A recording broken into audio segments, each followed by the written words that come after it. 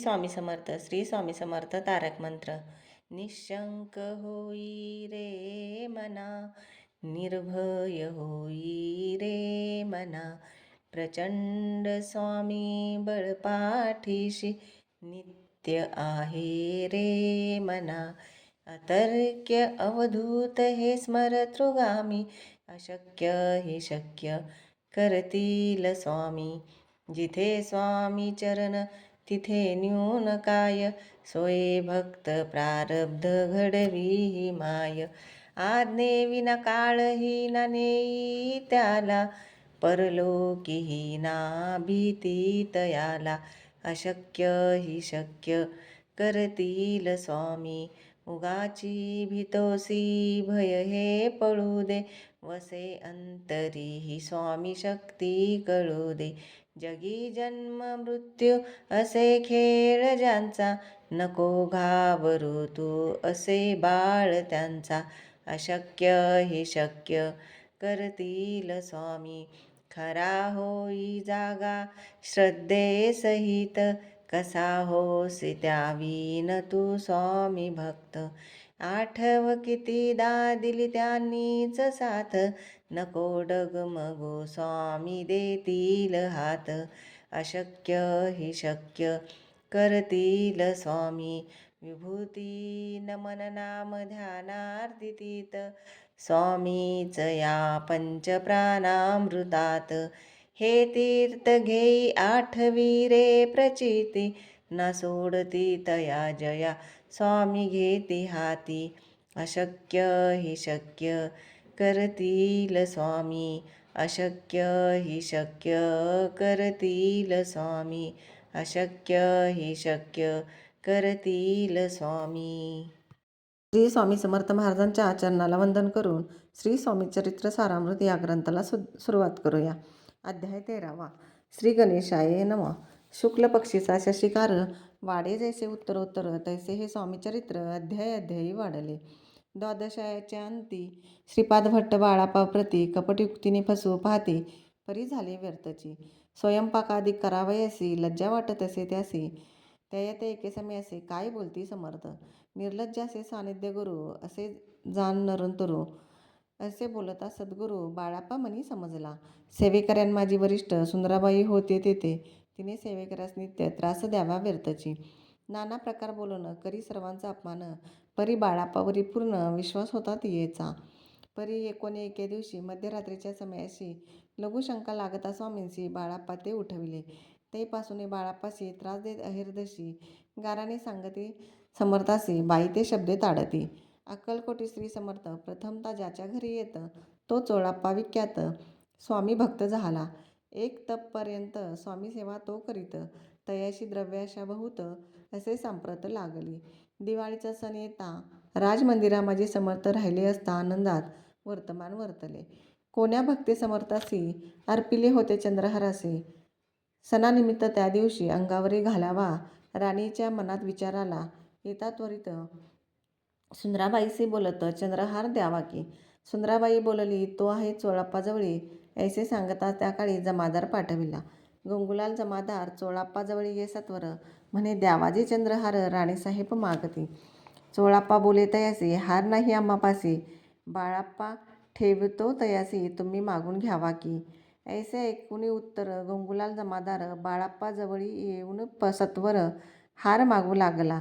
बाळाप्पा बोले उत्तर, आपणापाशी चंद्रहार, परी चोळाप्पाची त्यावर सत्ता असे सर्वस्व. ऐसे ऐकून या बोलणे जमादार पुसे चोळाप्पाकाने जवाब दिला चोळाप्पाने, बाळाप्पा देती तरी घेईजे.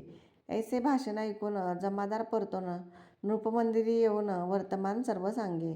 चोळाप्पाच्या ऐकून कृती राग आला राणीप्रती. सुंदराबाईंनी ही गोष्टी तयाविरुद्ध सांगितल्या. कारभार चोळाप्पाचे करी, जो होता आजवरी तो काढून त्यासी दूर करावे राणी म्हणत असे. असो कोणी एके अवसरी काय झाली नवलपरी, बैसली समर्थांची स्वारी, भक्त मंडळी वेष्टीत. एक वस्त्र तयावळी पडले होते श्रींजवळी, तयाची करुणी झोळी समर्थ करी घेतली. अलग शब्द उच्चारला, म्हणती भिक्षा द्या आम्हाला, तयावेळी सर्वत्रला आश्चर्य वाटले.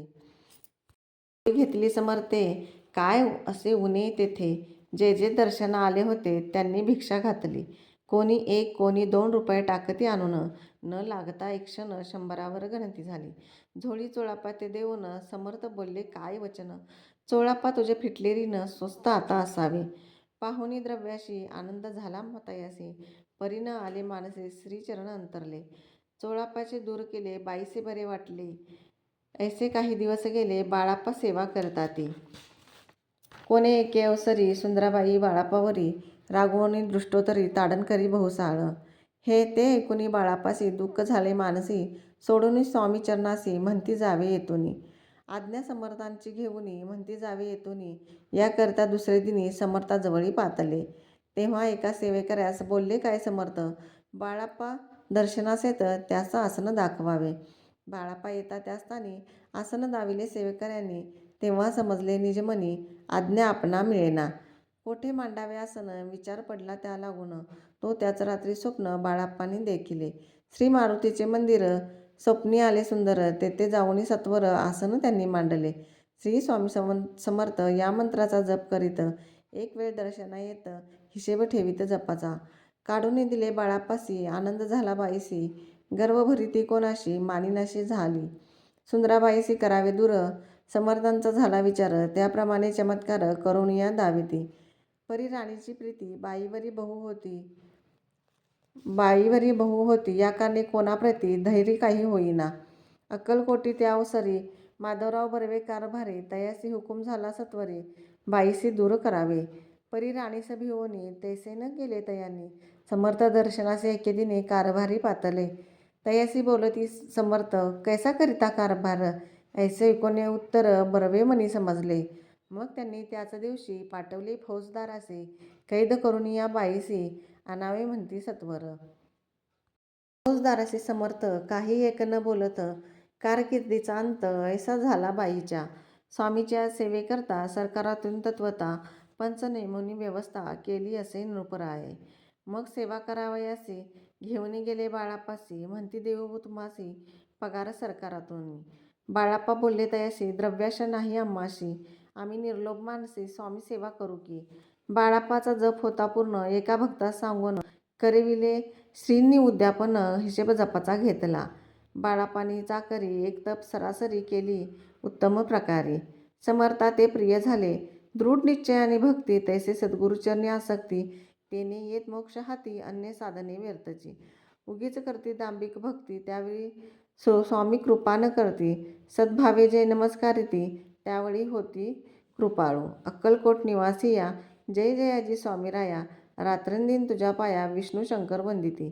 इति श्री स्वामीचरित्र सारामृत नाना प्रकृत कथा समर्थ सदा भक्त परिसुत त्रयोदशाध्याय गोढा. इति श्री स्वामीचरित्र सारामृते त्रयोदशाध्याय. श्री स्वामी चरणार्पणमस्तु. शुभ भवतु. अध्याय 13 पूर्ण मराठी अर्थ. श्री गणेशाला नमन असो. ज्याप्रमाणे शुद्ध पक्षातील चंद्र कलेने वाढतो त्याचप्रमाणे स्वामींचे हे चरित्र प्रत्येक अध्यायागणिक अधिक रसाळ आणि व्यापक होत आहे. 12व्या अध्यायाच्या शेवटी श्रीपाद भट नावाच्या व्यक्तीने बाळाप्पांना कपटाने फसवण्याचा प्रयत्न केला, पण तो पूर्णपणे व्यर्थ ठरला. श्रीपाद भट्टांना स्वामींची सेवा आणि स्वयंपाक करायला लाज वाटत होती. अशा वेळी समर्थांनी त्यांना एक मोलाचा उपदेश केला. स्वामी म्हणाले, जो मनुष्य अहंकार सोडून निर्लज्ज होऊन सेवा करतो त्याच्याजवळच गुरु सदैव राहतात. हे ऐकून बाळाप्पांना स्वामींच्या मनातील भाव समजला. स्वामींच्या सेवकांमध्ये सुंदराबाई मुख्य होती. ती विनाकारण इतर सर्व सेवकांना त्रास देऊन छळत असे. ती सर्वांचा अपमान करत असे, पण तिचा बाळाप्पांवर मात्र खूप विश्वास होता. एके दिवशी मध्यरात्री स्वामींना लघुशंकेला जायचे होते. तेव्हा त्यांनी बाळाप्पांना उठवले. तेव्हापासून सुंदराबाईने बाळाप्पांना त्रास द्यायला सुरुवात केली. बाळाप्पा स्वामींकडे तक्रार करायला गेले की ती त्यांना शब्दांनी टोचून बोलत असत. स्वामी जेव्हा सुरुवातीला अक्कलकोटला आले तेव्हा चोळाप्पांच्या घरी राहिले होते. त्यामुळे चोळाप्पा प्रसिद्ध भक्त झाले. चोळाप्पाने अनेक वर्षे सेवा केली, पण आता त्यांच्या मनात पैशाची हाव निर्माण झाली होती. स्वामी जेव्हा राजवाड्यात राहत होते तेव्हा एका भक्ताने स्वामींना एक भेटवस्तू दिली होती. त्या भक्ताने एक मौल्यवान चंद्रहार दिला होता. सण असल्यामुळे तो हार स्वामींच्या अंगावर घालावा असे ठरले. राणीने सुंदराबाईला सांगितले की तो चंद्रहार आता स्वामींना घालण्यासाठी काढून द्यावा. सुंदराबाई म्हणाली की हार चोळाप्पांकडे आहे. राणीने लगेच गंगूलाल जमादारला हार आणण्यासाठी पाठवले. जमादाराने चोळाप्पाकडे जाऊन सांगितले की राणीसाहेबांनी चंद्रहार मागवला आहे. चोळाप्पाने सांगितले की हार माझ्याकडे नाही, तो बाळाप्पांकडे आहे, त्यांच्याकडून घ्या. जमादार लगेच बाळाप्पांकडे गेले आणि हाराची मागणी केली. बाळाप्पा म्हणाले, हार माझ्याजवळ आहे, पण त्यावर पूर्ण ताबा चोळाप्पांचा आहे. जमादार पुन्हा चोळाप्पांकडे गेले तेव्हा चोळाप्पाने हात झटकले आणि सांगितले की बाळाप्पा देत असतील तर घेऊन जा. हे सर्व ऐकून जमादार परत गेले आणि त्यांनी राणीला सर्व हकीकत सांगितली. चोळाप्पांच्या वागण्याचा राणीला राग आला आणि सुंदराबाईंनी अजून त्यांच्याविरुद्ध कान भरले. राणीने आदेश दिला की चोळाप्पांचा कारभार काढून घेऊन त्यांना दूर करावे. एक प्रसंगी स्वामी भक्तांच्या घराड्यात बसले असताना एक नवल घडले. जवळच पडलेल्या एका वस्त्राची स्वामींनी झोळी केली आणि हातात घेतली. स्वामींनी अलक्ष म्हणत भिक्षा मागितली. हे पाहून सर्वांना नवल वाटले. समर्थांनी झोळी घेतल्यावर कशाची कमतरता, येणाऱ्या प्रत्येक भक्ताने त्यांना त्यात भिक्षा टाकली. कोणी 1 तर कोणी 2 रुपये टाकले. काही वेळात 100हून अधिक रुपये जमा झाले. ती झोळी चोळाप्पांना देऊन स्वामी म्हणाले, तुझे कर्ज फिटले आहे, आता तू सुखाने राहा. पैसे पाहून चोळाप्पांना आनंद झाला, पण आता स्वामींच्या सहवासाला मुकणार आहोत हे त्यांच्या लक्षात आले. चोळाप्पा दूर झाल्यावर सुंदराबाईला आनंद झाला. बाळाप्पा मात्र मनोभावे सेवा करत राहिले. एकदा सुंदराबाईने बाळाप्पांचा खूप अपमान केला, त्यांना टोचून बोलली. ते ऐकून बाळाप्पाचे दुःख झाले. इथून निघून जाण्याचा विचार केला. स्वामींची रजा घेण्यासाठी ते दुसऱ्या दिवशी स्वामींकडे गेले. पण स्वामींनी आधी सेवकाला सांगितले होते की बाळाप्पा आले की त्यांना आसन द्यावे. आसन मिळाल्यावर बाळाप्पांना समजले की स्वामी आपल्याला जाण्याची परवानगी देणार नाहीत. आसन कुठे मांडावे या विचारात असतानाच बाळाप्पांना रात्री स्वप्न पडले. स्वप्नात एका वृद्धाने त्यांना श्री स्वामी समर्थ मंत्राच्या जपाची विशेष पद्धत सांगितली. बाळाप्पांना आनंद झाला, पण सुंदराबाईंचा अहंकार इतका वाढला होता की कुणाला जुमानत नव्हती. आता सुंदराबाईला दूर करायचे स्वामींनी ठरवले आणि एक लीला घडवून आणली. लोकांची तिच्यावर भीती मिश्रित मर्जी होती, त्यामुळे तिला विरोध करायला कोणी धजावत नव्हते. तेव्हा कारभारी माधवराव बर्वे यांना सरकारी आदेश मिळाला की सुंदराबाईला दूर करावे. राणीच्या भीतीमुळे त्यांनी कृती केली नाही, पण मग स्वामींच्या दर्शनाला आले. स्वामींनी विचारले, कारभार कसा चालला आहे? या एका प्रश्नाने कारभाऱ्यांना आपली चूक उमजली.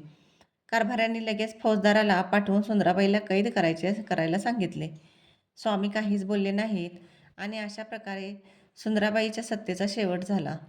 राजाने स्वामींच्या सेवेसाठी 5 लोकांची समिती नेमली. त्यांनी बाळाप्पांना सेवा करायला सांगितले आणि पगार देऊ केला.